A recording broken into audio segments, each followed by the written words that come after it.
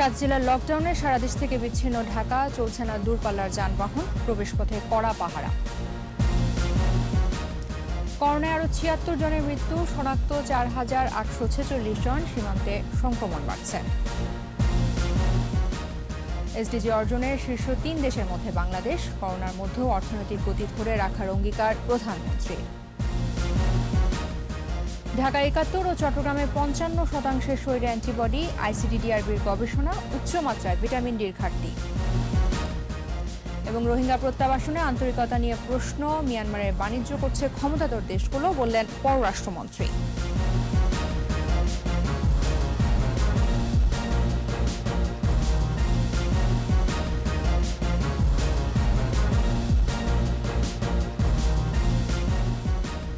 শুনছিলেন first security ইসলামী bank limited সংবাদ শিরোনাম। আমন্ত্রণ জানাচ্ছি সন্ধ্যা ৭টার ২১ সংবাদে। আপনাদের সাথে আছে আমি তাজমুল বাজারি। ২১ টেলিভিশনের সংবাদ একই সাথে সরাসরি দেখতে পাবেন আমাদের ফেসবুক পেজ www.facebook.com/2124 অনলাইনে। Mega spider ceiling fan, mega বাতাসে শান্তির পরশ। সংবাদে আরও থাকছে, রাজধানীতে ফুলের দোকানগুলোতে কমেছে বিক্রি, লোকসানের মুখে অনেকেই গুটিয়ে নিচ্ছেন ব্যবসা।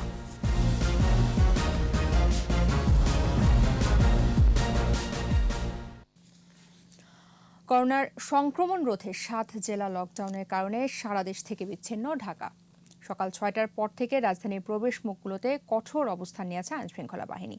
দূরপাল্লার পরিবহন প্রবেশ ও বের হতে পারছে না, সদরঘাট থেকেও ছাড়ছে না কোনো লঞ্চ। পুলিশ বলছে লকডাউন বাস্তবায়নে কঠোর অবস্থান নেওয়া হয়েছে। বিস্তারিত জানাচ্ছেন আহমদ বাবু। সকাল ৬টা, গাবতলী, আবদুল্লাপুর ও সায়দাবাদ সহ ঢাকার প্রবেশ মুখে কঠোর অবস্থানে পুলিশ। তাই সকালে রাজধানীর প্রবেশ পথগুলোতে সৃষ্টি হয় দীর্ঘ যানজটের। সকালে গাবতলী থেকে দক্ষিণ ও উত্তরবঙ্গের কিছু পরিবহন ছেড়ে যেতে দেখা যায়, কিন্তু কিছু দূর যাওয়ার পর আটকে দেয় পুলিশ। যাত্রী নামিয়ে ঘুরিয়ে দেওয়া হয় গাড়ি। যশোরের যাত্রী নিয়েছিলাম, লকডাউনের কারণে যাত্রী পারিনি, যাত্রী নামাই দিছি। পাবনা যাইতে চাইছিলাম আমরা, কিন্তু আমাদেরকে যাইতে দিচ্ছে না। হঠাৎ ঢাকা বিচ্ছিন্ন হওয়ায় ভোগান্তিতে পড়েছে সাধারণ মানুষ। যাব আমরা রাজশাহী, কেমন যাই দেখি, চেষ্টা করি যাইতে হবে কষ্ট করে। পুলিশ বলছে হঠাৎ সিদ্ধান্তের কারণে গাড়ির নিয়ন্ত্রণ করতে বেগ পেতে হচ্ছে। ঢাকার চারিদিক থেকে চেষ্টা করছি যে বাইরের গাড়ি যেন ঢাকার মধ্যে না ঢুকে এবং ঢাকা থেকে কোনো গাড়ি যেন ঢাকার বাইরে না যায়। শুধুমাত্র যারা ইমার্জেন্সি সার্ভিসের আওতায় পড়ে সেই সমস্ত গাড়ি আমরা যেতে দিচ্ছি। এদিকে সদরঘাট থেকে দক্ষিণ অঞ্চলের ৪২টি নৌবন্দরে ছেড়ে যাচ্ছে না কোনো লঞ্চ। কিছু লঞ্চ ঘাটে থাকলেও অধিকাংশ নদীর ওপারে নোঙর করে আছে। সরকারের সিদ্ধান্ত বাস্তবায়নে সদরঘাট থেকে লঞ্চ ছাড়তে দেওয়া হচ্ছে না। ঢাকা নদীবন্দর থেকে সকাল ৬টার থেকে যাত্রী নিয়ে কোনো লঞ্চেই যাচ্ছে না, যার ফলে যাত্রীরা অনেকেই হয়তো জানে না, তারা হয়তো টার্মিনালে চলে আসছে। এছাড়া কমলাপুর থেকে দেশের বিভিন্ন গন্তব্যে স্বাস্থ্যবিধি মেনে ছেড়ে গেছে ট্রেন। তবে বিধিনিষেধের আওতায় থাকা ৭ জেলায় থামবে না ট্রেন। আহমদ বাবু, ২১ টেলিভিশন, ঢাকা। করোনা সংক্রমণ রোধে রাজধানী ঘিরে থাকা ৭ জেলায় চলছে লকডাউন। লকডাউনে বিধিনিষেধ মানাতে মহাসড়কে বসেছে চেকপোস্ট। এছাড়া সীমান্ত জেলাগুলোর বিভিন্ন জায়গায় চলছে সর্বাত্মক লকডাউন। এদিকে ২৪ ঘন্টায় করোনা সংক্রমণে রাজশাহীতে ১৩ জন, খুলনায় ৫ জন, সাতক্ষীরায় ৫ জন ও নাটোরে আরও ৫ জন সহ বিভিন্ন জেলায় ৪৯ জনের মৃত্যু হয়েছে। প্রতিনিধিদের সহায়তায় আরও জানাচ্ছেন মুশফিকা নাজনীন। সংক্রমণ এড়াতে ঢাকা বিভাগের ৭ জেলায় শুরু হয়েছে কঠোর লকডাউন। গাজীপুরে লকডাউনের প্রথম দিনে ঢাকা টাঙ্গাইল মহাসড়কের চন্দ্র এলাকায় চলাচল করছে কিছু দূরপাল্লার গাড়ি। অনেকেই মানছেন না স্বাস্থ্যবিধি।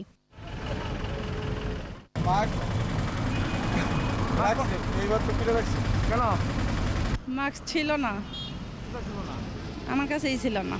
সকাল সকাল বাইরে হয়েছি, দোকান বন্ধ ছিল। মাস্ক পরবো, আমি সামনে পাইলে মাস্ক কিনবো, বাড়ি থেকে আসতে সময় পাই নাই। আমাদের প্রত্যেকেরই উচিত লকডাউন মেনে চলা। নারায়ণগঞ্জে অভ্যন্তরীণ ও দূরপাল্লার গণপরিবহন ও লঞ্চ চলাচল বন্ধ রয়েছে, তবে চালু আছে পোশাক কারখানা ও জরুরি সেবা। কঠোর অবস্থানে রয়েছে পুলিশ, তবে বিধি নিষেধ মানছেন না অনেকেই। সড়কে সৃষ্টি হয়েছে যানজট। মানিকগঞ্জে সকাল থেকে লকডাউন চলছে, তবে যানবাহন তেমন চলাচল না করলেও ঢাকা-রিচা মহাসড়কে ভোর থেকে চলছে দূরপাল্লার যানবাহন। করোনা সংক্রমণ রোধে গোপালগঞ্জে শুরু হয়েছে সর্বাত্মক লকডাউন। জেলা শহরে বিভিন্ন পয়েন্টে সতর্ক অবস্থানে পুলিশ, তবে স্বাস্থ্যবিধি মানছেন না অনেকেই। মাদারীপুরে লকডাউনের প্রথম দিনে জনগণের মধ্যে নেই সচেতনতা, জীবনযাত্রাও স্বাভাবিক। বন্ধ রয়েছে লঞ্চ, স্পিড বোট, তবে জরুরি সেবার যানবাহন নিয়ে বাংলাবাজার শিমুলিয়া নৌ রুটে ফেরি চলাচল করছে। বাড়তে থাকলে আমাদের সামনে খুবই বিপজ্জনক হবে। এজন্য আমাদের এটা মেনে চলাই দায়িত্ব এবং কর্তব্য। গণপরিবহন বন্ধ করছে, তাহলে অটো, নসিমন, মাহিন্দ্র, ওইগুলো জানি রোডে বন্ধ থাকে। জনগণ যেন বিনা কারণে ঘরের বাইরে না আসে সেই বিষয়েও আমরা অলরেডি মাইকিং করেছি। মুন্সিগঞ্জ জেলায় কঠোর লকডাউন পালনে সার্বিক ব্যবস্থা নেওয়া হচ্ছে বলে জানান জেলা প্রশাসক। জেলার 10টি প্রবেশমুখে চেকপোস্ট বসানো হয়েছে। অতিরিক্ত পুলিশের পাশাপাশি লকডাউন কার্যকর করতে মাঠে রয়েছে ভ্রাম্যমাণ আদালত। শুধু অ্যাম্বুলেন্স ও জরুরি পণ্য পরিবহনের জন্য শিমুলিয়া কাঁঠালবাড়ি নৌ রুটে ফেরি চলছে সীমিত পরিসরে। এদিকে রাজবাড়ী জেলাতেও চলছে কঠোর লকডাউন। মানুষকে সচেতন করতে মাঠে রয়েছে প্রশাসন। এদিকে খুলনা জেলা ও মহানগরীতে আজ থেকে শুরু হয়েছে আবারও এক সপ্তাহ লকডাউন। লকডাউন চলছে সীমান্তবর্তী এলাকাগুলোতেও। এরই মধ্যে রাজশাহী, যশোর, খুলনা, সাতক্ষীরা, নাটোর, কুষ্টিয়া সহ বিভিন্ন জায়গায় গত 24 ঘন্টায় 49 জনের মৃত্যু হয়েছে। মুশফিকা নাজনীন, 21 টেলিভিশন। এদিকে প্রতিদিনই বাড়ছে করোনা সংক্রমণ। আগের দিনের চেয়ে বেড়ে একদিনে শনাক্তের সংখ্যা দাঁড়িয়েছে 4,846 জনে। দৈনিক সংক্রমণ হার বেড়ে হয়েছে 19.36%। 24 ঘন্টায় মারা গেছেন 76 জন। সবচেয়ে বেশি মৃত্যু খুলনা বিভাগে 27 জন। আরও জানাচ্ছেন স্মৃতি মণ্ডল। করোনা সংক্রমণে দীর্ঘ হচ্ছে মৃত্যু তালিকা, বাড়ছে শনাক্তের সংখ্যা। রাজধানী ও সীমান্তবর্তী এলাকার সদর ও বিভাগীয় হাসপাতালগুলোতে রোগীর চাপ সামাল দিতে হিমশিম অবস্থা। স্বাস্থ্য অধিদপ্তরের তথ্য বলছে, করোনায় 24 ঘন্টায় 76 জন মারা গেছে। মৃতের সংখ্যা বেড়ে হয়েছে 13,702। 528টি ল্যাবে 25,028টি নমুনা পরীক্ষায় একদিনে শনাক্ত 4,846। নতুন 2,903 জন সহ সুস্থ হয়েছে 7,88,385 জন। পরীক্ষা বিপরীতে দৈনিক সংক্রমণ হার বেড়ে হয়েছে 19.36%। মৃত্যুহার 1.59 ও সুস্থতার হার 91.55%। 24 ঘন্টায় সবচেয়ে বেশি মৃত্যু খুলনা বিভাগে 27 জন, ঢাকা ও রাজশাহী বিভাগে 14 জন করে মারা গেছে। চট্টগ্রাম বিভাগে 10, রংপুরে 6, সিলেটে 3 ও বরিশাল বিভাগে 2 জন মারা গেছে। মৃতদের মধ্যে 60 ঊর্ধ্ব 37 জন এবং 51 থেকে 60 বছরের মধ্যে 23 জন। এ পর্যন্ত করোনা পরীক্ষা হয়েছে 63,76,819। স্মৃতি মণ্ডল, 21 টেলিভিশন, ঢাকা। করোনা ভ্যাকসিনকে বৈশ্বিক সার্বজনীন পণ্য ঘোষণার তাগিদ দিয়েছেন প্রধানমন্ত্রী শেখ হাসিনা। একই সঙ্গে স্বল্প আয়ের ও উন্নয়নশীল দেশগুলোতে যাতে ভ্যাকসিন উৎপাদনের সক্ষমতা অর্জন করতে পারে সেজন্য সহযোগিতার আহ্বান জানান। কাতারে অর্থনৈতিক ফোরাম আয়োজিত রিমার্জিং দ্য ওয়ার্ল্ড শিরোনামে অনুষ্ঠানে ভিডিও বার্তায় একথা বলেন তিনি। The COVID-19 pandemic has exposed our world to multiple setbacks and fragilities.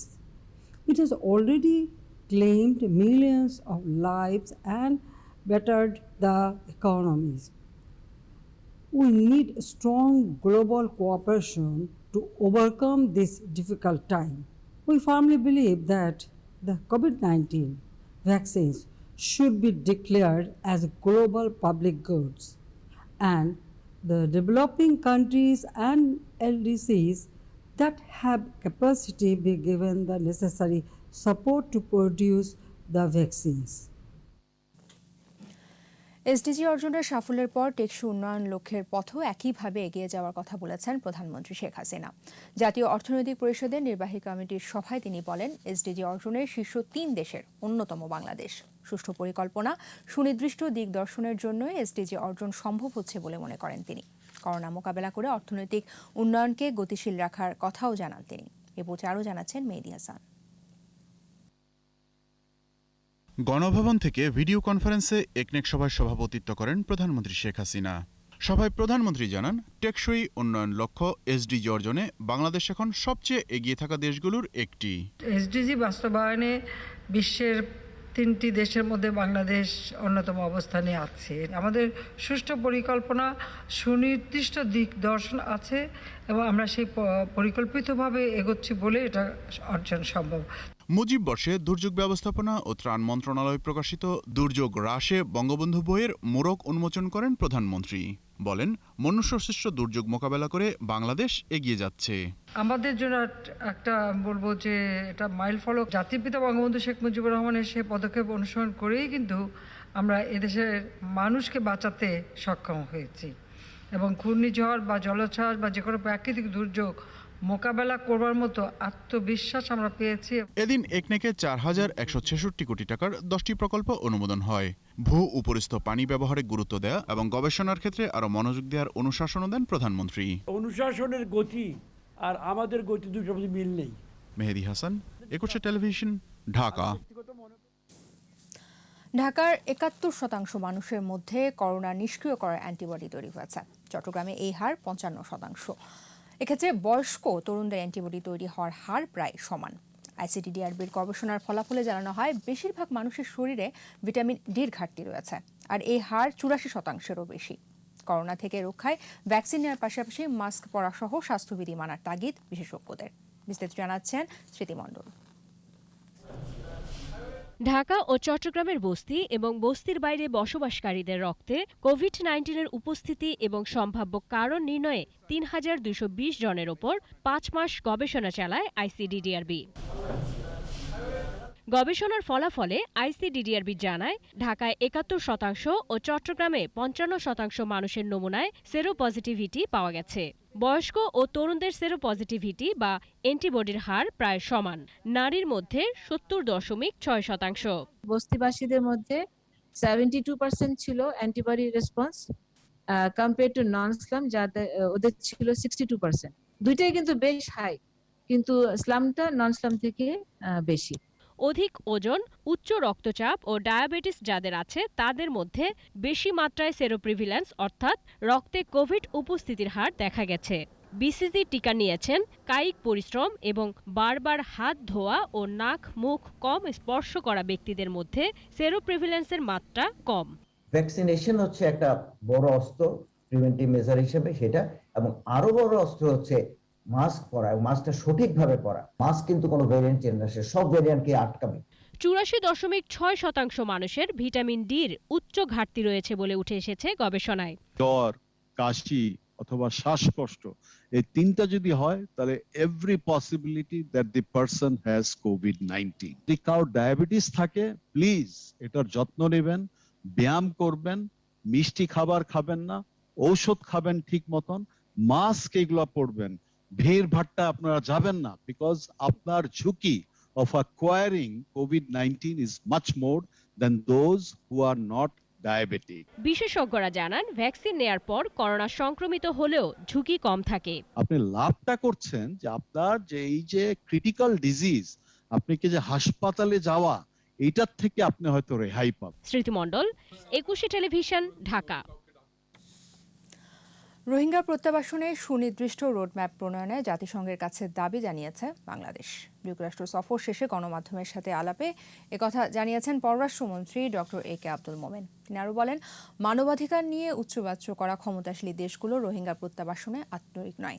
যুক্তরাষ্ট্রের কাছে করোনা ভ্যাকসিন চাওয়ার কথাও জানান মন্ত্রী। আরও জানাচ্ছেন মোহাম্মদ নুর নবী। রাখাইনের ভূমিপুত্র রোহিঙ্গাদের হত্যা, ধর্ষণ, নির্যাতন, বাস্তুচ্যুত করে বাংলাদেশে পাঠিয়ে দেবার 4 বছর পেরিয়ে গেছে। দ্বিপাক্ষিক, ত্রিপাক্ষিক ও বহুপাক্ষিক নানান উদ্যোগেও রোহিঙ্গাদের নিজ দেশে ফেরত পাঠানো যায়নি।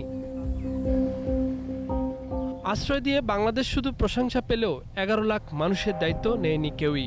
উল্টো চিত্র সেই ভূমি রাখাইন রাজ্যে। পরাশক্তিগুলোর ব্যবসা বাণিজ্যের প্রসার হয়েছে 3 থেকে 15 ভাগ।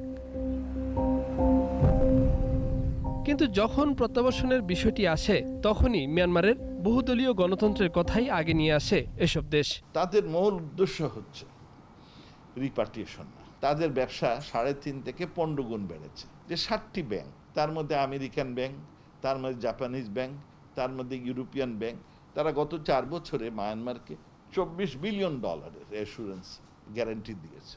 উন্নত দেশগুলোর মতোই বাংলাদেশও দেশটিতে সহিংসতামুক্ত পরিবেশ ও বহুদলীয় গণতন্ত্র চায় উল্লেখ করে পররাষ্ট্রমন্ত্রী দাবি করেন, নিজের মানুষকে ফিরিয়ে নিয়ে যাওয়াও তাদের দায়িত্বের মধ্যেই পড়ে।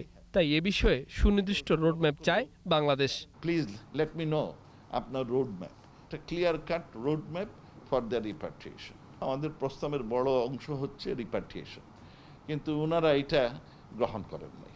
ওইটা তারা প্রেম্বুলারে দিয়েছেন আমাদের দাবি দেওয়ার ফলে।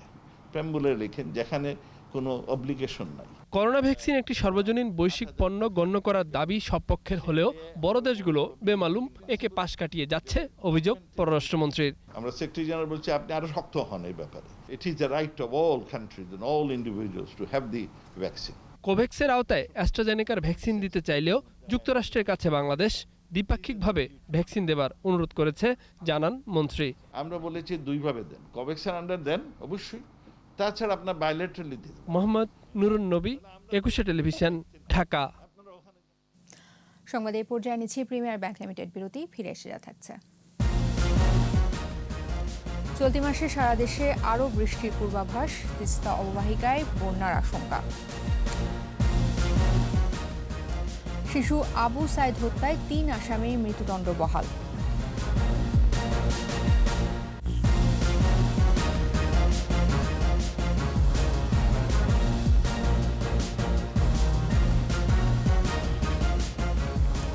আবার আমন্ত্রণ, আপনারা দেখছেন সন্ধ্যা 7:21 সংবাদ। ভারত, মালয়েশিয়া ও দুবাইয়ে নারী পাচারকারী চক্রের মূল হোতা নদী কয়েক বছর ধরে 500-রও বেশি নারীকে বিভিন্ন দেশে পাচার করেছে। প্রাথমিকের গণ্ডিও পারেনি 5 ভাষায় কথা বলতে পারা নদী বিভিন্ন নামে পরিচিত। সীমান্তের একাধিক জনপ্রতিনিধি পাচার চক্রের সাথে জড়িত বলে জানতে পেরেছে পুলিশ। সম্প্রতি নদীসহ চক্রটির 32 সদস্যকে গ্রেফতারের পর চাঞ্চল্যকর নানা তথ্য এখন পুলিশের তেজগাঁও বিভাগের কাছে। দীপু শিকদারের রিপোর্ট। কখনো ইতি, কখনো বা জলি, কখনো আবার প্রীতি নাম ধারণ করে মুন্সিগঞ্জের নদী। লেখাপড়ার দৌড় 5ম শ্রেণী পর্যন্ত। গোয়েন্দা তথ্য অনুযায়ী যশোর সীমান্তে প্রীতি, সাতক্ষীরা সীমান্তে জলি, দুবাইয়ে লায়লা আর ভারতে ইতিসহ নদীর 10টি নাম পাওয়া গেছে। ভারত, মালয়েশিয়া ও দুবাইয়ে নারী পাচার চক্রের মূল সমন্বয়ক এই নদী।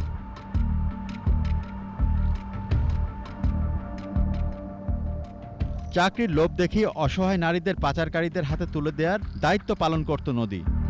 2015 সালে তার বিবাহ বিচ্ছেদের পর থেকে এই সমস্ত কার্যক্রমে সে নিজেকে জড়িয়ে ফেলে এই নারী পাচারের মতো ঘৃণ্যতম অপরাধে নিজেকে জড়িয়েছে বলে আমরা প্রাথমিকভাবে জিজ্ঞাসাবাদে জানতে পেরেছি। ভারত থেকে পালিয়ে ফেরা কয়েকজন তরুণীর অভিযোগের পর সোমবার নড়াইল থেকে নদীসহ 7 জনকে গ্রেফতার করে পুলিশ। চক্রটির সঙ্গে সীমান্তের একাধিক জনপ্রতিনিধি জড়িত বলে পুলিশের তদন্তে বেরিয়ে এসেছে। তাদের প্রাথমিক জিজ্ঞাসাবাদে জানতে পেরেছি যে ওই এলাকার কিছু কিছু জনপ্রতিনিধিও তাদেরকে সহযোগিতা করেছে। যারাই এই ঘটনার সঙ্গে সংশ্লিষ্টতা আওতায় আসবে, যাদেরকে এই সংশ্লিষ্টতা পাওয়া যাবে তাদের বিরুদ্ধে আইনগত ব্যবস্থা নেওয়া হবে। তদন্তে নাম আসা জনপ্রতিনিধিদের গ্রেফতারে অভিযান চালাচ্ছে পুলিশ। দীপু শিকদার, 21 টেলিভিশন, ঢাকা। চলতি মৌসুমে বর্ষা শুরু হয়েছে স্বাভাবিক বৃষ্টি দিয়ে। আবহাওয়া অধিদপ্তর জানিয়েছে সারা দেশেই জুন মাস জুড়ে বৃষ্টি থাকবে। আর বন্যা পূর্বাভাস ও সতর্কীকরণ কেন্দ্র বলছে অতি ভারী বর্ষণে তিস্তা, মোহনায় কুড়িগ্রাম, নীলফামারী এবং কক্সবাজার জেলার কিছু অংশে আকস্মিক বন্যা দেখা দিতে পারে। আর জানাচ্ছেন মফিউ রহমান।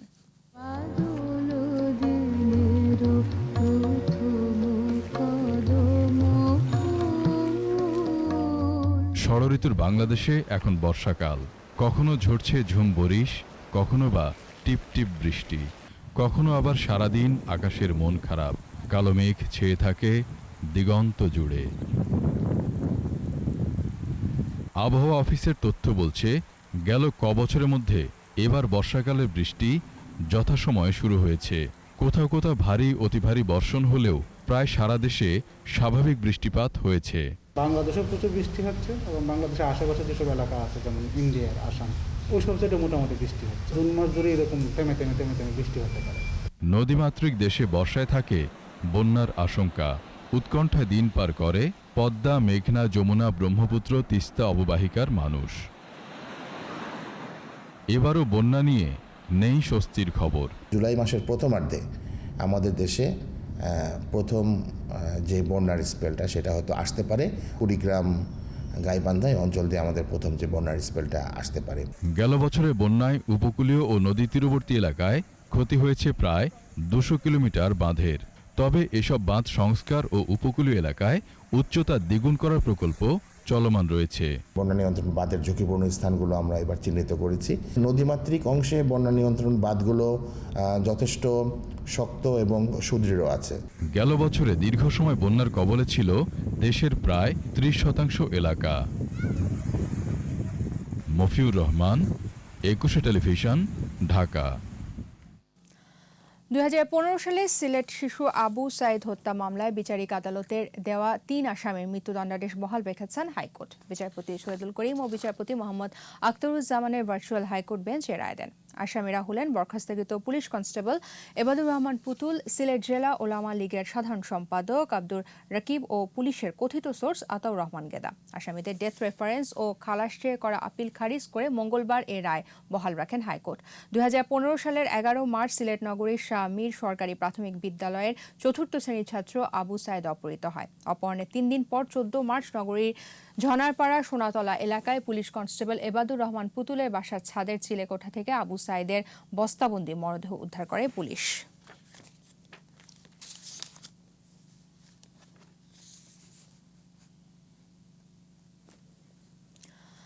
ঢাকা মহানগরীতে ইজি বাইক ও ব্যাটারি চালিত রিকশা বন্ধে ঢাকা মেট্রোপলিটন পুলিশ ও 2 সিটি কর্পোরেশনকে কঠোর হওয়ার আহ্বান জানিয়েছেন সড়ক পরিবহন ও সেতুমন্ত্রী ওবায়দুল কাদের।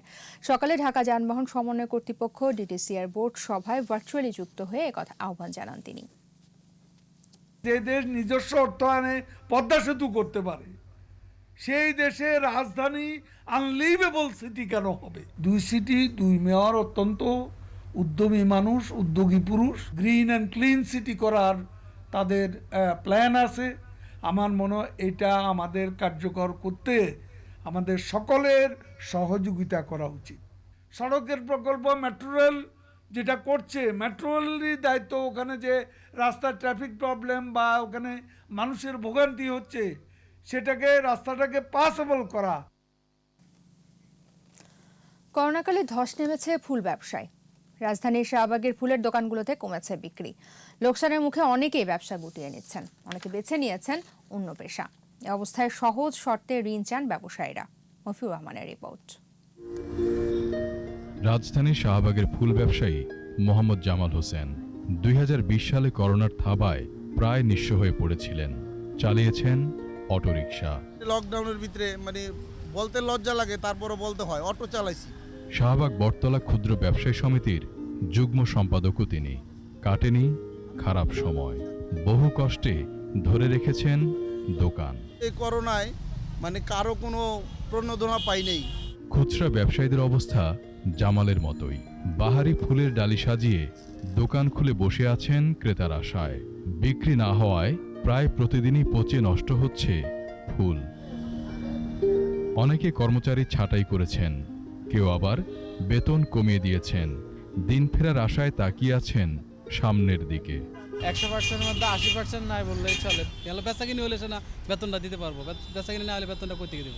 আজ হবে না কাল হবে, কাল হবে না পরশু হবে, এরকম করে তো আশায় রয়েছে। শাহবাগের পাইকারি বাজারের চিত্র একই রকম। দেশি বিদেশি ফুলের সমাহার থাকলেও ক্রেতা নেই। ঘড়িতে সময় বেলা 11টা, বিক্রি হয়নি সব ফুল। রাজধানীর আরেকটি বড় পাইকারি বাজার আগারগাঁওয়ের ফুল মার্কেট। সেখানকার চিত্র একই রকম।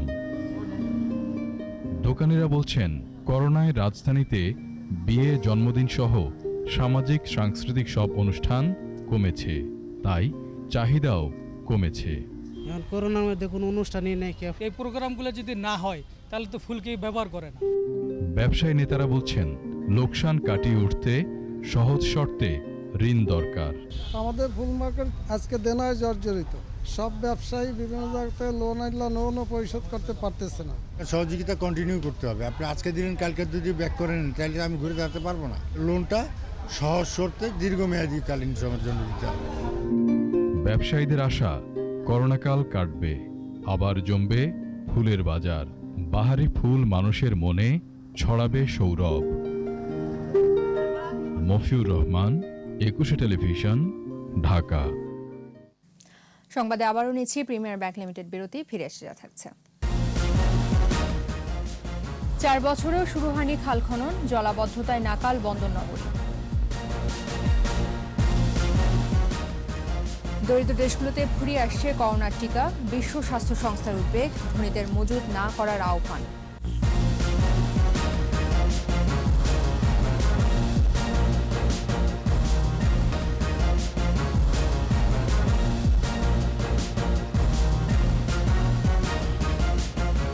আপনারা দেখছেন সন্ধ্যা 7:21 সংবাদ।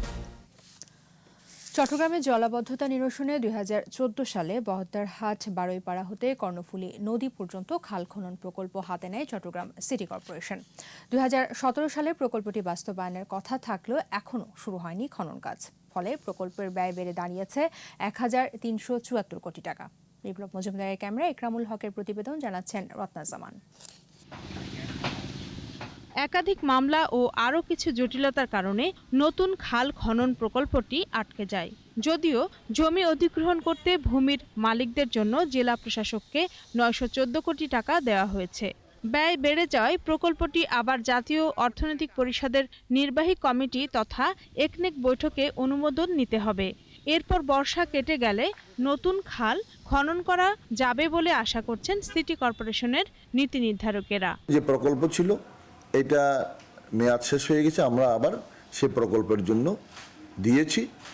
এটা একনেক উঠলে পাশ হলে আমার ধারণা আমরা এটা পাশ হওয়ার সাথে সাথে এই কাজ শুরু করব। নগরের বাইরপাড়া থেকে কর্ণফুলী নদী পর্যন্ত 2.97 কিলোমিটার দৈর্ঘ্য ও 65 ফুট প্রস্থের নতুন খালটি খননের জন্য সর্বশেষ মহাপরিকল্পনায় অন্তর্ভুক্ত করে চট্টগ্রাম উন্নয়ন কর্তৃপক্ষ। প্রায় 26 বছর আগে মহাপরিকল্পনা নেওয়া হলেও সিটি কর্পোরেশন খাল খনন করতে পারেনি জায়গাও বুঝে নিতে। এজন্য সিটি কর্পোরেশনের অদক্ষতাকে দায়ী করেছে চট্টগ্রাম উন্নয়ন কর্তৃপক্ষ। এই খালটা কিন্তু আমাদের মাস্টার প্ল্যান নির্দেশনা ছিল এই খালটা করার জন্য, এবং তারা অনেক বছর ধরে এই প্রজেক্টটা নিয়েছে। 2011 থেকে আজ পর্যন্ত তারা কিন্তু এটা কাজ করতে পারে নাই, যার ফলে মানুষ ভোগান্তি হচ্ছে। নতুন মেয়র তার মেয়াদে খালটি খনন করার ব্যাপারে আশাবাদী। বারুইপাড়া খালটির খনন কাজ শেষ হলে চট্টগ্রাম নগরের একটি বড় অংশ জলাবদ্ধতার অভিশাপ থেকে মুক্তি পাবে বলে মনে করছেন বিশেষজ্ঞরা। রত্না জামান, 21 টেলিভিশন। জানাবো ব্যবসা বাণিজ্যের খবর।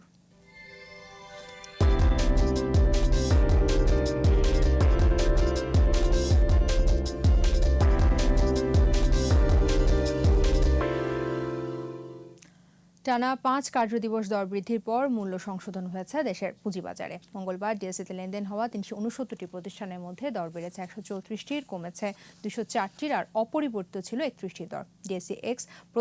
ডিএসই প্রধান সূচক ডিএসই এক্স 19 পয়েন্ট কমে নেমে আসে 6105 পয়েন্টে। দিন শেষে ডিএসইতে লেনদেনের পরিমাণ দাঁড়ায় 2017 কোটি 56 লাখ টাকা। এদিকে সূচক কমেছে অপর স্টক এক্সচেঞ্জ সিএসসিতেও। লেনদেন হয়েছে 102 কোটি 59 লাখ টাকা শেয়ার ও মিউচুয়াল ফান্ড।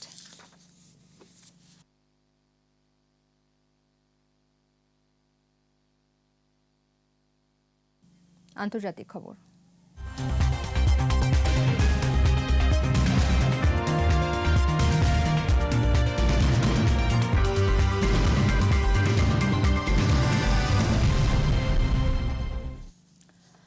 বিশ্বজুড়ে যে হারে করোনা সংক্রমণ বাড়ছে তার তুলনায় ভ্যাকসিন সরবরাহ অপ্রতুল বলে দাবি করছে বিশ্ব স্বাস্থ্য সংস্থা।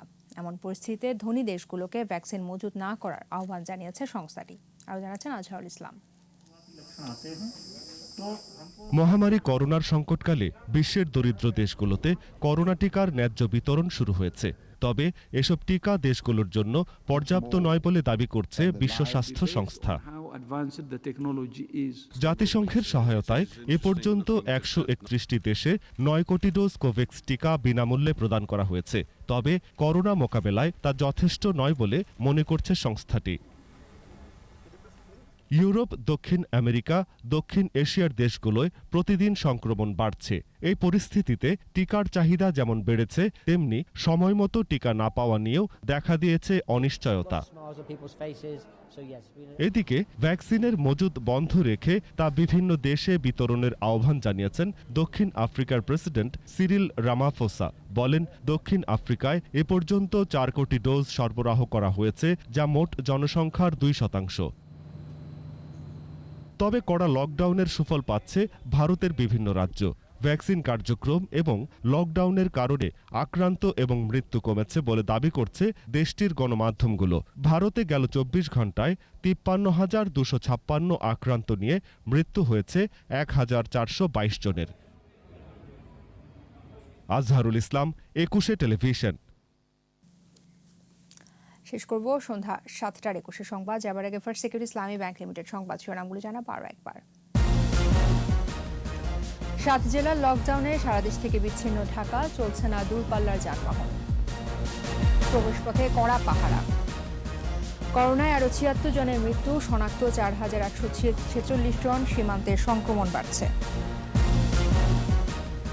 এসডিজি অর্জনে শীর্ষ 3 দেশের মধ্যে বাংলাদেশ। করোনার মধ্যে অর্থনৈতিক গতি ধরে রাখার অঙ্গীকার প্রধানমন্ত্রী। ঢাকা 71 ও চট্টগ্রামে 55% শরীরে অ্যান্টিবডি। আইসিডিডিআরবির গবেষণা, উচ্চমাত্রায় ভিটামিন ডির ঘাটতি। রোহিঙ্গা প্রত্যাবাসনে আন্তরিকতা নিয়ে প্রশ্ন, মিয়ানমারে বাণিজ্য করছে ক্ষমতাধর দেশগুলো, বললেন পররাষ্ট্রমন্ত্রী।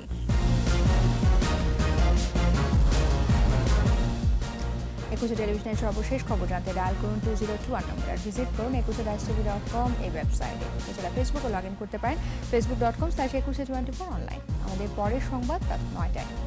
দেখার আমন্ত্রণ রইল। স্বাস্থ্যবিধি মেনে চলুন, সুস্থ থাকুন। সবাইকে ধন্যবাদ।